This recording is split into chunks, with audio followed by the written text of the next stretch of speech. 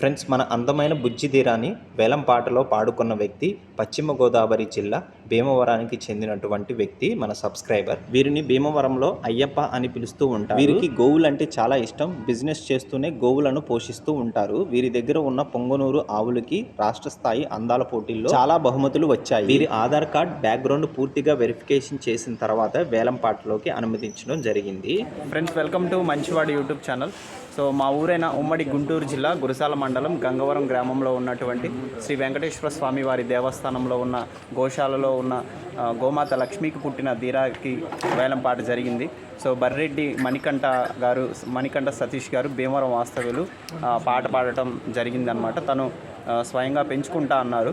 So చాలా జాగ్రత్తగా చూసుకుంటా అన్నారు. ఆధార్ కార్డు కూడా పంపించారు. సో ధీరా పెరిగేంత వరకు చివరి వరకు ఆయనే పెంచుకుంటా అన్నారు. ధీరా అప్డేట్స్ ఎప్పటికప్పుడు లైవ్లో పెడుతూనే ఉంటాను. తప్పకుండా ట్రేస్ చేస్తూనే ఉంటాను. సతీష్ గారికి చాలా ధన్యవాదాలు చెప్తూ మీరు లైక్ కొట్టండి, ఆయనకి ధన్యవాదాలు చెప్పినట్టు. అలానే కామెంట్ కూడా చేయండి. 56,000 రూపాయలకి పాట పాడటం అయితే జరిగింది. Thank you.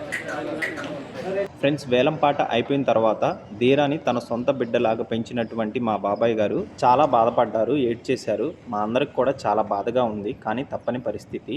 ధీరాని మాలాగే మంచిగా చూసుకునే వ్యక్తి కొనుక్కోవడం చాలా అదృష్టంగా భావిస్తున్నాం. ఆ వెంకటేశ్వర స్వామి వారి ఆశీస్సులు ధీరాకి ఎప్పుడూ ఉంటాయని బలంగా నమ్ముతున్నాం. మన ధీరాకి ఖచ్చితంగా రాష్ట్ర స్థాయిలో ఏదో ఒక రోజు మంచి గుర్తింపు అయితే వస్తుంది. మన ధీరాని భీమవరం తీసుకువెళ్ళిన తర్వాత కూడా ధీరా వీడియోలో అప్లోడ్ చేస్తాను.